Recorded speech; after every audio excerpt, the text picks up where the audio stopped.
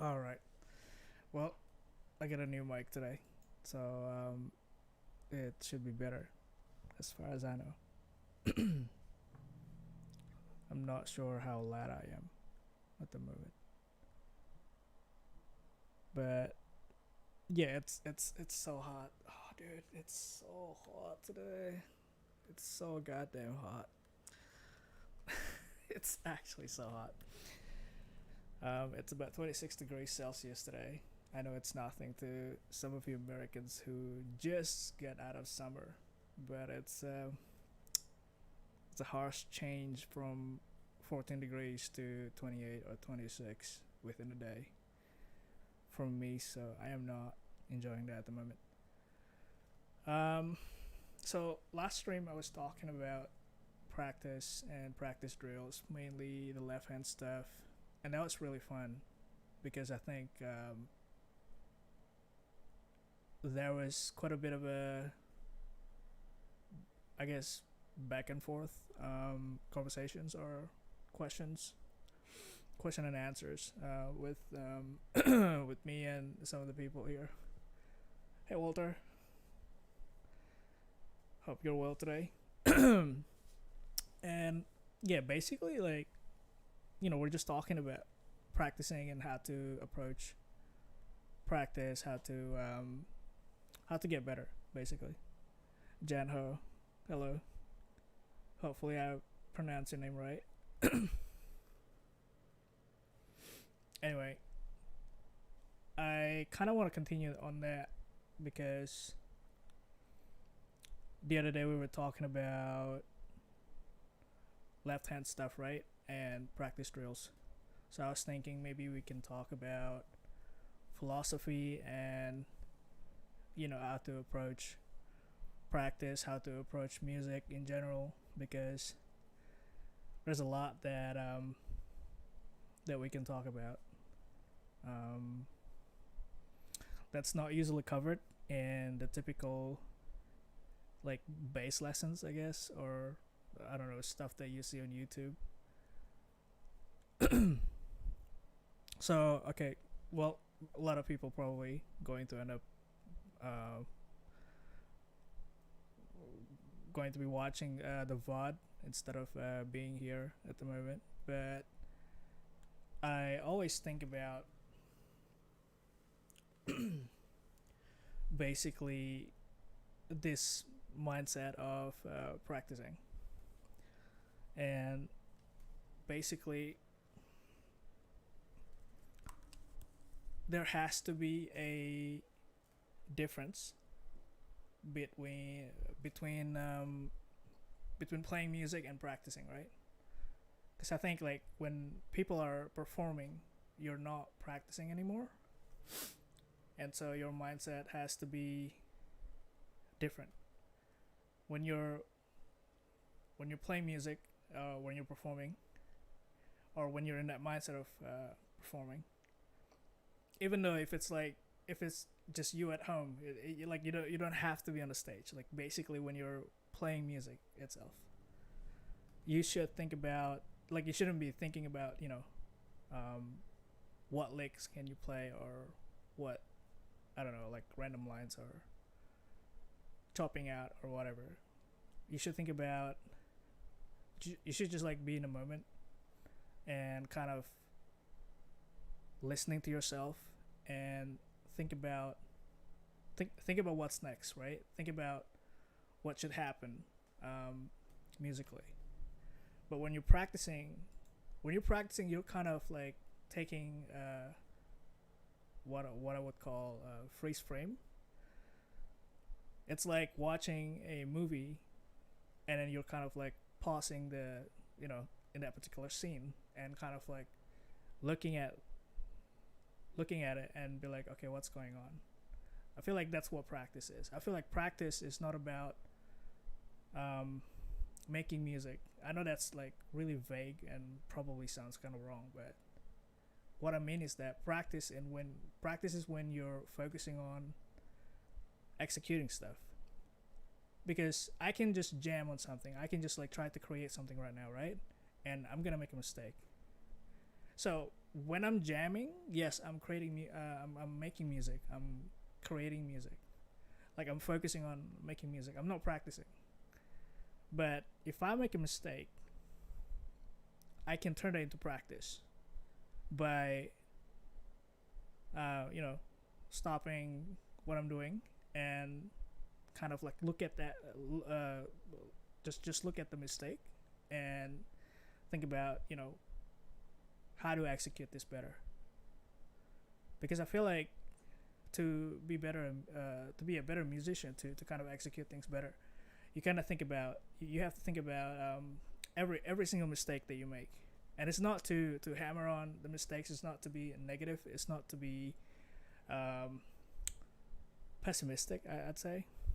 But it's to understand that like all the little mistakes that you do, even especially when you're improvising, right? Like those things are by far like the most important thing, because you just come up with that. You just come up with this, whatever it is that you play, and let's say you mess it up. It's way better to just stop and kind of like look at that and put some value in that and try to execute it better. Because that little thing that just came out, as weird as it sounds, it's part of you, right? It's part of like your expression. I'm pretty sure like it happens all the time. Like we've seen a lot of jams on YouTube, a lot of bass videos, whatever it is, and you'll see someone making a mistake, and that's fine. Hey Jose, thank you so much. Yeah, New York was a neo soul debut of mine. I wrote that back in 2012. And that's the remembrance of the blackout back in New York.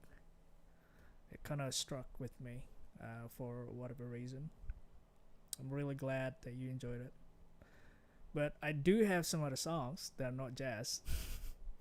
And they're pretty much, funk and stuff like that. So hopefully you'll find them enjoyable to listen to.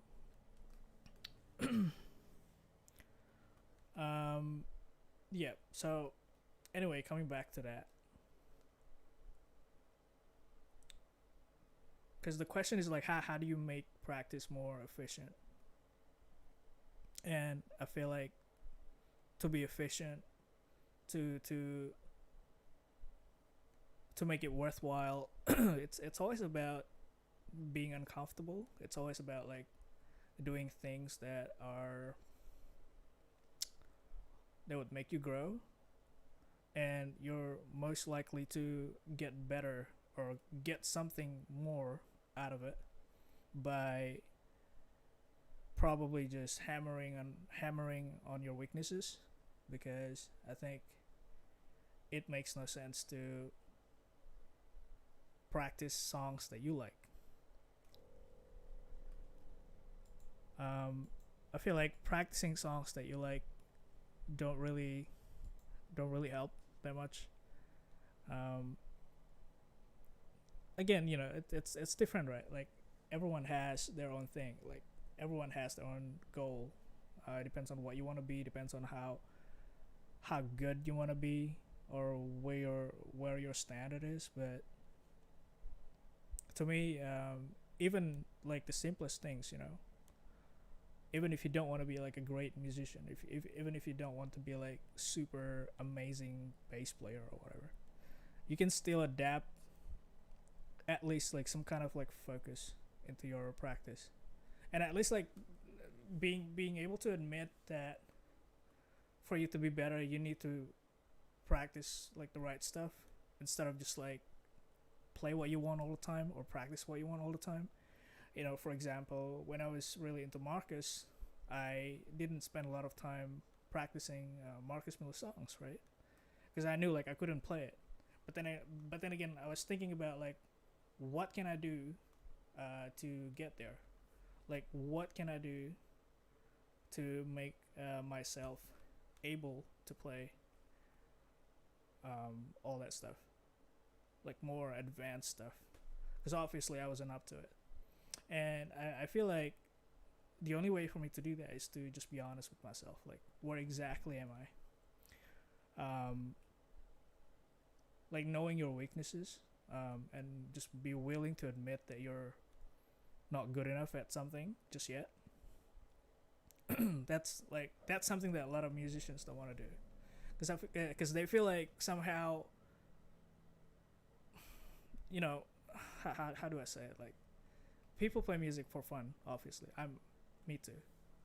But then again, for me, there's also fun in getting better, And I think like people often, what's the right word for this?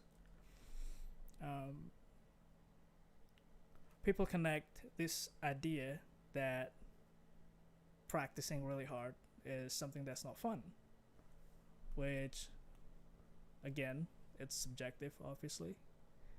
But just because you're not, playing the songs that you like, it doesn't mean that. I don't know. It's such a hard thing to talk about, because everyone does it for different reasons, right? Like I can't apply this type of mindset to some, retired, like really old person who plays bass. What is it, like once a week on the weekend for some gigs? You know what I mean? Like no one's gonna have time, or they don't see the importance of like practicing or growing or learning. But I feel like in this time and age, rather, there's like so many things that you can do to improve in such a short amount of time, because we're in an age where we're exposed to so many different things, right? Like never before that we're so connected to everything. We can see what everyone else is doing, and I think like that's really amazing. So yeah. So basically, what am I talking about? What am I talking about? I think what I'm trying to say is, yeah, to get better, to really get better, to really make any meaningful progress in anything, you have to understand that you gotta do what everyone else is not doing. Like being fluent in anything is all about repetition, right? Being fluent in, I don't know, pretty much anything. It's just about doing the same thing over and over again. And you can't just skip it. You can't actually practice the same thing for like 12 hours a day and just for that day and thinking like, okay, you know, I'm gonna get so good because I practiced 12 hours for today. Like if you don't touch it, if you don't ever revisit the whole thing every day and give yourself time to like kind of understand it, and physically getting used to it, because you have to get used to like the touch, right? If you're playing bass, obviously left and right hand, kind of like remembering the sensation of touching the strings and how it reacts to your fingers and all that stuff. Those things matter a lot, and it's such a subconscious thing, but I feel like that's what we rely on. It's like senses, you know what I mean? Walter said, the thing is, if you stay at play for fun level, you never reach any goal. Yeah, that's true, because practice is never about fun, right? Practice is about discipline, and I think anything has to have some amount of discipline. How can you have fun when you're not good at something? I don't understand that. I mean, you can have fun, but like it's more like you're just kind of laughing at yourself about it. You know what I mean? Like it's not like having fun as in like something that cheers you up. You know, however, it's different with some guy who just wants to pick up a guitar and just strum on, I don't know, whatever songs or whatever at the end of at the end of their shift. There's the different level of expectations and mindset. Obviously, you can't compare it to that. So, yeah. So there's that. Hopefully that's useful to everyone. And if anyone has some kind of comment or rebuttal maybe towards that, feel free to let me know, because I love talking about this stuff. So yeah, cool. What else?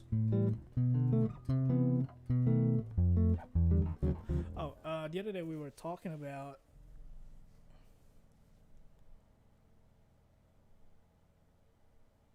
okay. There's a question. Well,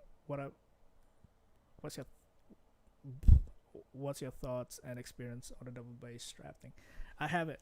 I'm not using it at the moment because it's a little bit awkward because it's set on a certain type of angle and you can't be flexible about it. And like since I moved from my 5-string to 4-string, I haven't been able to really make it work. Although I did a gig with this 4-string recently, and I had the double bass strap. It cost me quite a bit, not gonna lie. It's pretty expensive, and yeah. Oh, the okay. So if you have a Sire bass and it's heavy, definitely worth getting the the double bass strap for sure. It's not just wide strap though. It's about weight distribution, because like even right now I'm all feeling it on my left shoulder, right? It doesn't matter if it's wide strap, because like when it comes to like playing 3 45 minute set, yeah, it's whether it's a wide strap or a thin strap, however comfortable it is, it's gonna take its toll on your back. So I think like double bass strap is definitely, it has more impact. Yeah, because like technically this thing is just like a neoprene. It's the same thing like Sadowski new strap on its own, but obviously if it's double with the actual thing, it's it's a lot better. But I feel like this base is light enough that I don't have to use the double strap. So yeah, I do need to drill another hole onto this thing, because like as you can see, I don't know if you can see it, but I need it to be probably right in the middle, because it's kind of weird. It's either too low or too high, and I think switching from playing fingerstyle and playing slap, it's like absolutely different. Oh, by the way, I would love to hear what people think about my new mic. I don't know how it sounds, but I feel like it sounds a lot better. But who knows? Definitely picks up a lot more things. So yeah.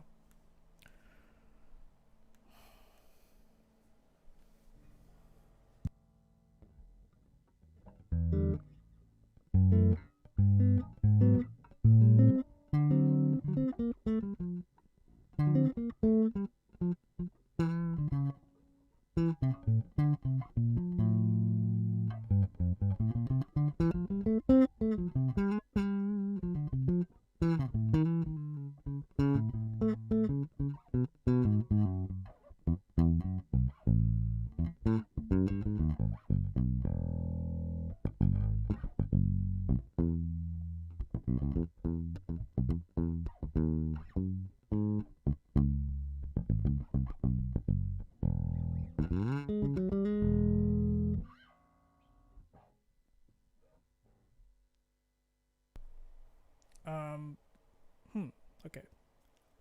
I want to move on, but I kind of want to wait for people to maybe ask questions. I feel like it's always fun to have some kind of conversation with people. My streaming time is weird, man. It's so hard to keep up with Americans. It's just 40 minutes past midnight right now, and I know that it's like what 6:40. Is it 6:40 a.m.?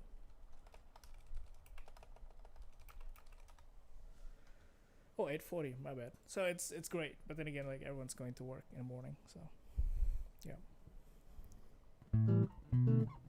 Oh, okay. I had a question on my stream yesterday, not yesterday, the previous stream, about the trill on the left hand. So it's more like a phrasing, right?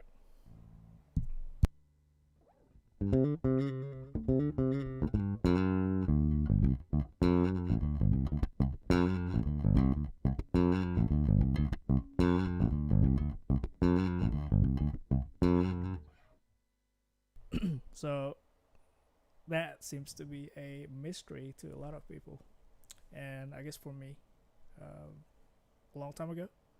But basically, okay, how do I talk about it? I haven't thought about explaining it, so bear with me. Okay, you gotta think about the note value, right? When you're doing this, it cannot go longer than the actual note value.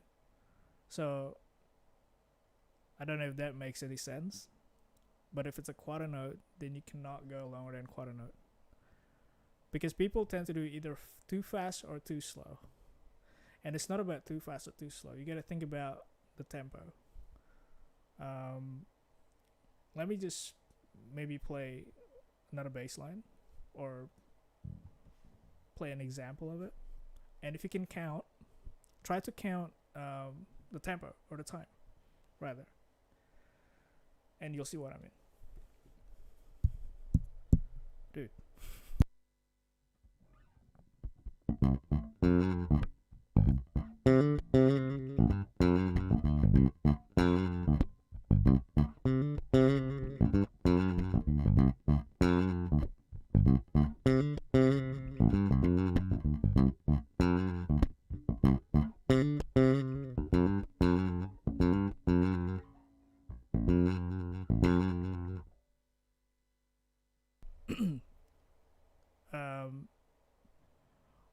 that's pretty much it.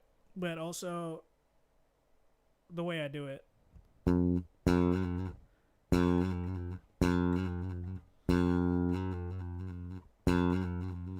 People tend to do it's super weird. I've seen people doing this so many different ways, but you don't have to, what is it, drag it, or do like a, you know, you don't have to do too much. Basically, it's about, think about the fret, right? Where the fret is. So I'm placing my left hand finger just right behind the fret, and you kind of just go over the fret, or maybe not really, but you don't want this note to ever make any sound. So how do I explain it?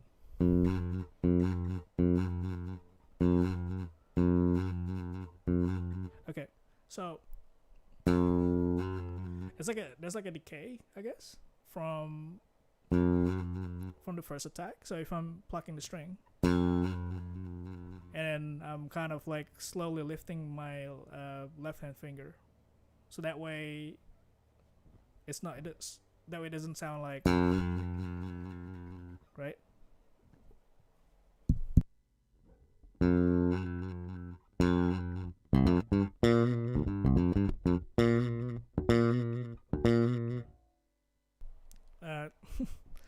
Sounds kind of annoying after a while, but yeah, hopefully that makes sense. It's a poor explanation of of how to play a legato, I guess, or trill.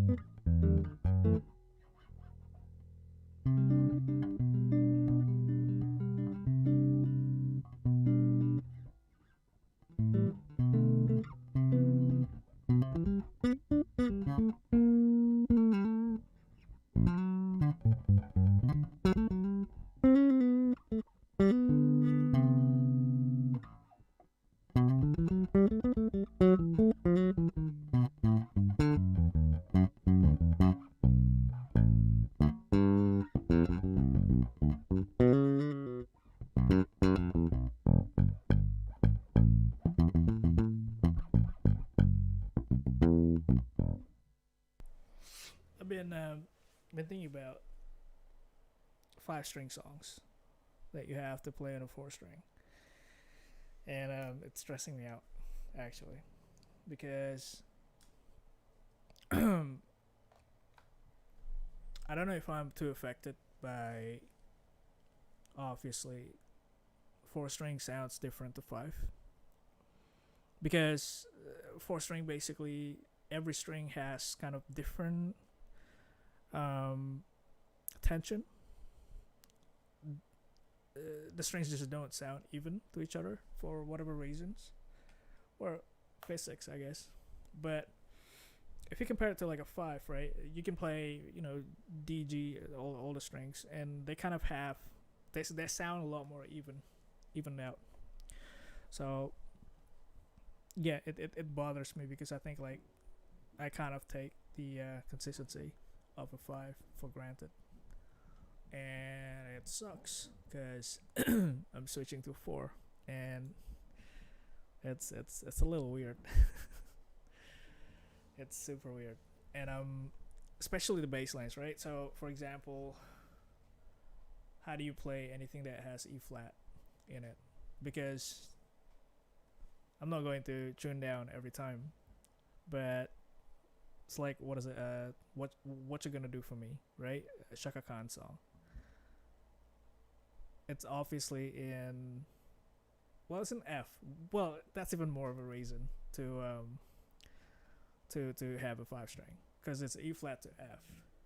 And so I played that song on a 4 ages ago, and instead of playing from, I played E to F, which is super weird, and it doesn't sound right. The video is still out there somewhere, and I regret it. But yeah, it's something that I'm still kind of getting used to, because I think, like, looking at the bass lines, and how to approach bass lines, it's so different. I think about how to maximize the especially the notes above the fifth fret, right? Because they just sound different, especially if your action is set up a certain way. So the notes on here,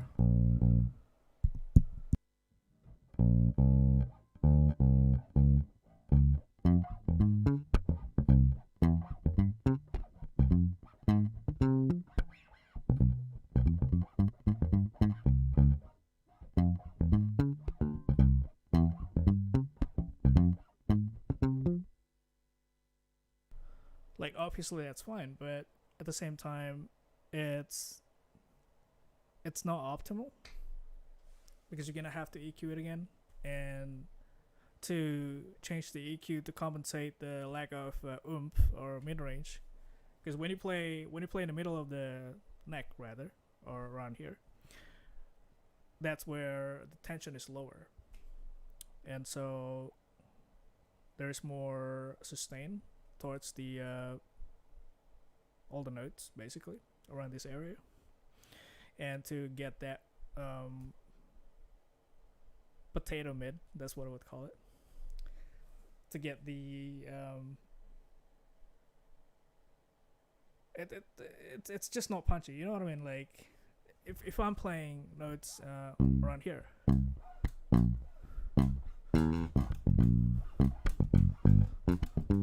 it's, you can kind of feel it, because it's just there. It's just a lot easier to control. But if I'm playing around here,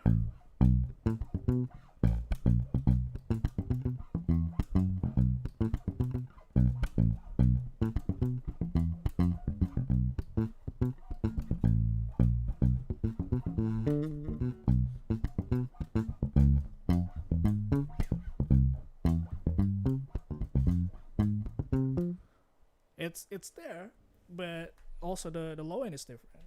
Suddenly you kind of lose a lot of low end, because the way the strings interact to, I don't know, I guess the left hand muting. Yeah, it's just different. So it's a tough swap at the moment. But I did a gig with 4 string, and it was fine. Granted, playing slap bass on a 5 is actually not that great. Simply because everything is like a lot more narrow. Well, it depends on what your bass is, I guess. But I had a Carvin, the bass that was like the sparkle bass. That bass was pretty difficult to play, because like the string spacing was so tight, and I don't know what you guys like, but really tight string spacing just kind of messed me up. It feels like playing like a 6 string, but you don't have the 6 strings. You have like 5 string, and slapping on a tight string spacing is like super weird.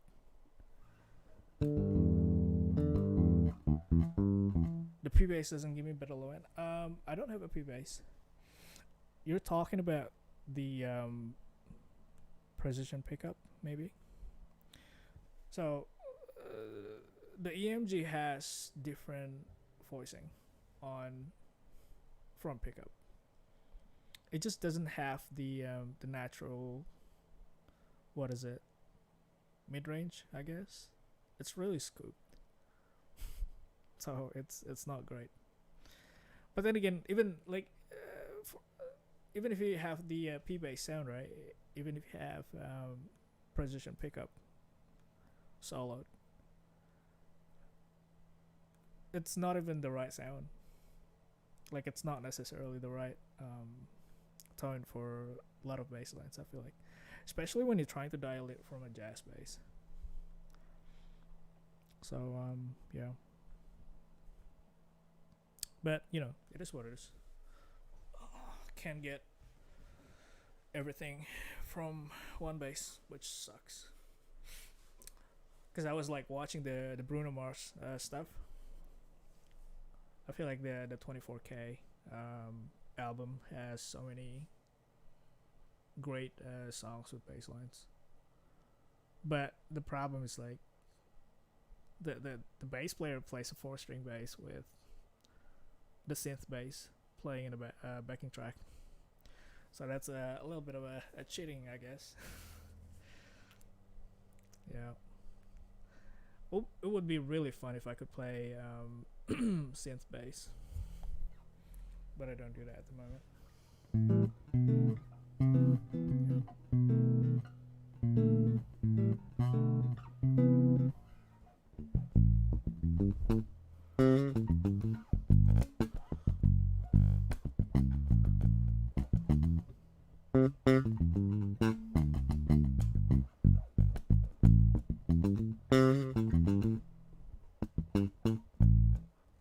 It's really funny because if I'm to play by myself like this, I kind of, you know, you guys heard stuff that I play. If I was to be in a band, it's different. And so like coming back to the whole practice again, this is why it's kind of important to continually think about, you know, putting yourself in a band setting when you're practicing. And it's always boring. It's always because you're just kind of like, well, that's subjective, right? But like, my point is like, you know, it's kind of boring to just sit in the same groove for like an hour or two. But when you play with a band, it absolutely pays off. Nothing feels better than a drummer that just suddenly looks at you and be like, "Shit, you're really good." So yeah, that's definitely the feeling.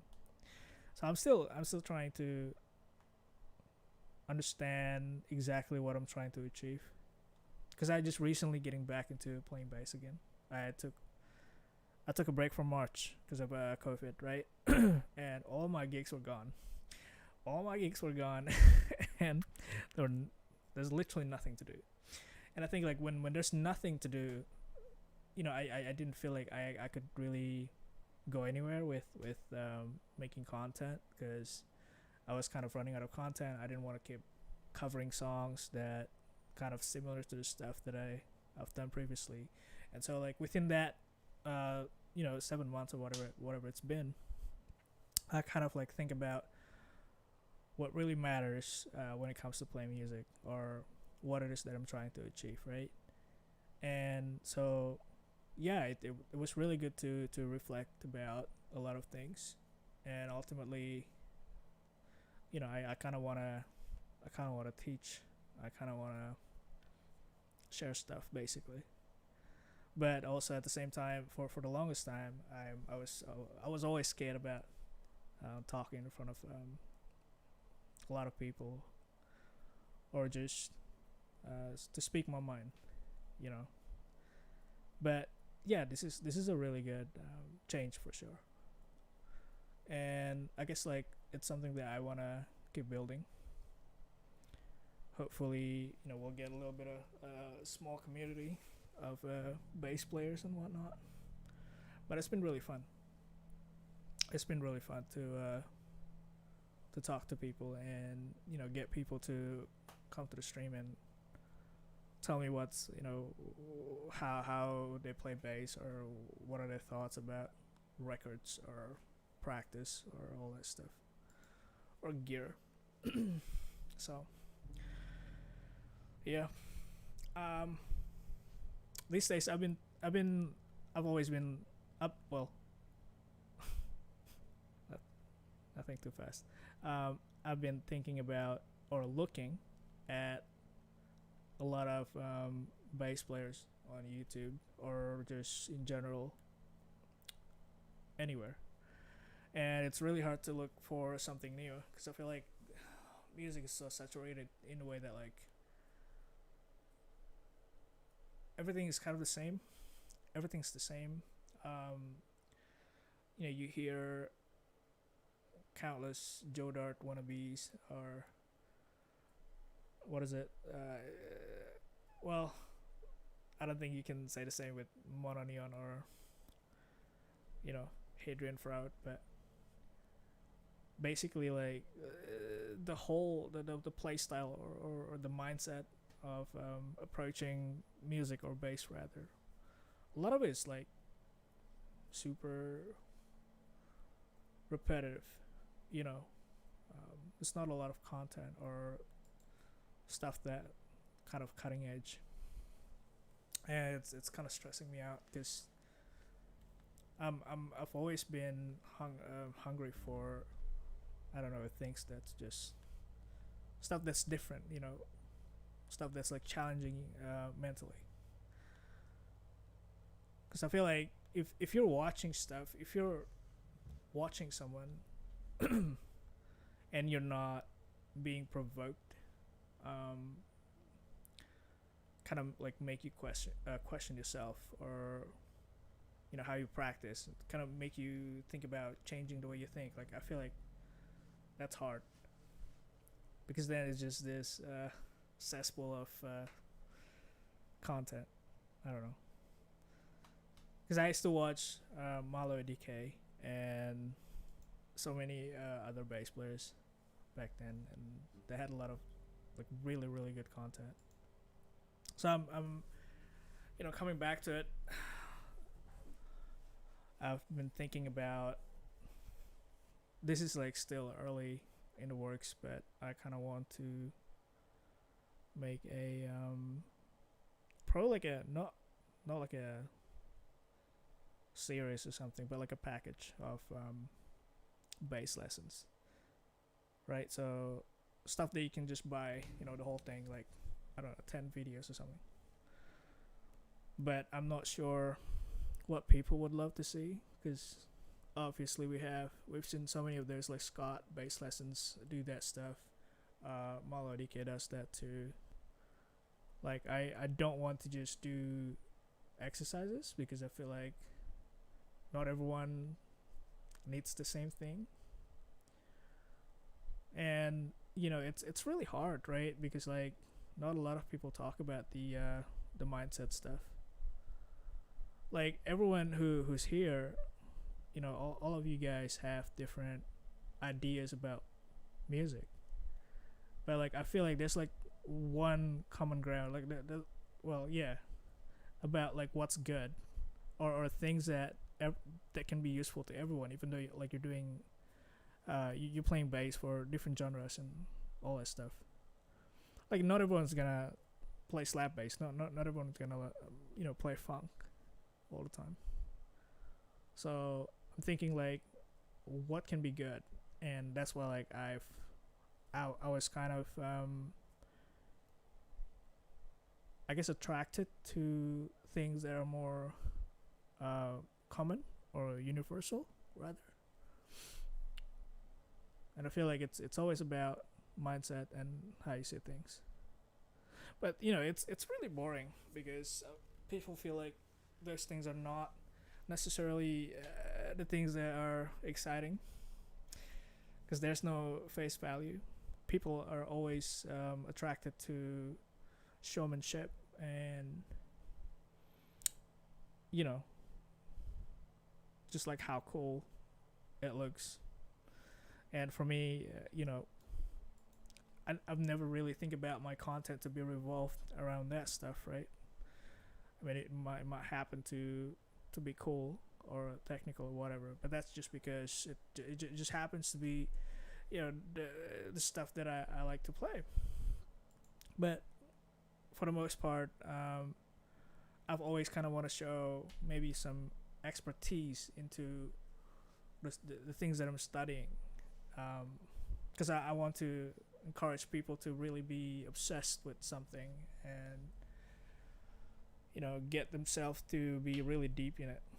Because I feel like we just don't learn songs enough. I feel like we don't learn things enough, or we don't give time for ourselves to understand something. Everything's like express. Everything's like, dude. Every time the question's like, what is the best practice? What is the fastest way to learn songs? It's like people don't care about taking time anymore. People don't care about just talking to themselves and ask yourself, like, how do you feel about this, or how do you feel about that? Walter said the thing about Scott and the others is that they give you useful tips, but they don't really give keys to be independent. That's right. And because the whole business model is this, is that you have to keep going back to them for guidance. And I don't want that. I feel like that's crazy. I feel like it's so insane that you're on a platform, right? And no disrespect to Scott, obviously, but you gotta feed yourself, right? But at the same time, there's just no, like, if you spend 1 hour talking to Victor Wooden, right, or Marcus, he's gonna tell you all this stuff that you need to be a great bass player, but he's never going to like be interested about teaching you all these licks and stuff like that, unless you nag him, which I've seen people doing that. But like, he's gonna have a conversation with you about stuff like that, like things that are really interesting about, like, how he approached things, about, like, his experiences with Miles Davis or all these people, and the things that made him think the way he is. And I feel like people just don't appreciate that, because like we're living in this age where we want the best at all times. Like, what's the fastest? And it's crazy, man. It's so crazy. If you're a certain gender, or you look a certain way, and you pick like the most one of the most popular bass songs to cover, and then you get views, and that's like where you sit. Nothing wrong about it, but I'm just saying, like,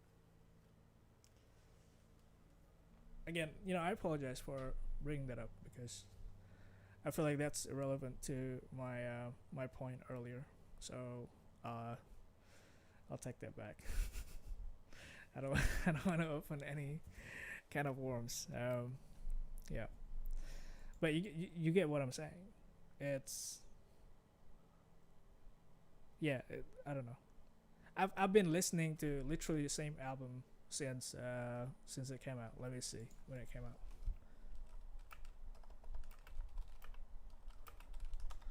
It's the Layla Hathaway live album, and I think this was in 2016. You guys should check it out. Layla Hathaway live album. She's the daughter of the late Donny Hathaway, and I was so obsessed about that album, because I felt like that is by far one of the best, absolute best bass playing that you could ever hear. From every angle, right? Because Pick Funk, he's the bass player for Layla Hathaway band. He's the music director. He was doing a lot of work with that gig, and everything is just like, everything sits properly, and for months I was like trying to figure out like why it's so good, why are the bass lines with so many different variations, right, from the first from the intro to the end of the song, and I looked into different variations during the chorus and the pre-chorus and the second chorus, first verse and second verse, and then the second the first after the first chorus, stuff like that. Like I was so in detail, like I was so obsessed basically, and it made me a better player because like I took so many elements from that. I can't play the album. I can't play like close to that. But my point is like I took so many things out of it, and I don't know how to explain it, but it made it a lot easier to understand a lot of the things that I hear. It made it a lot easier to kind of like picture or kind of dealing with situations and situations in live gigs, right? Like when I'm performing, because often when you play with people who you never play with, you don't know what to expect, and so you can like your mission is to make everything feel good, and understanding where you can go, how far you can go, all that stuff. Anyway, what am I talking about? But yeah, I'm going on a tangent. My bad. People are leaving. People are like, stop talking about it. Anyway, yeah, I'm really obsessed about. Basically, I would just listen to the same album for like years, or maybe revisiting songs that I used to listen to, and then see how it feels now, or try to play it, see if I understand it better. But yeah, but a lot of the things that I don't touch is still things that are not stylistically for me. Like Red Hot Chili Peppers are not for me, and as much as I appreciate the vibe, I guess like the bass tone is just something that's really hard to get used to. Because when I listen to Flea playing the Stingray, it's I just can't get into it, But I appreciate it. So anyway,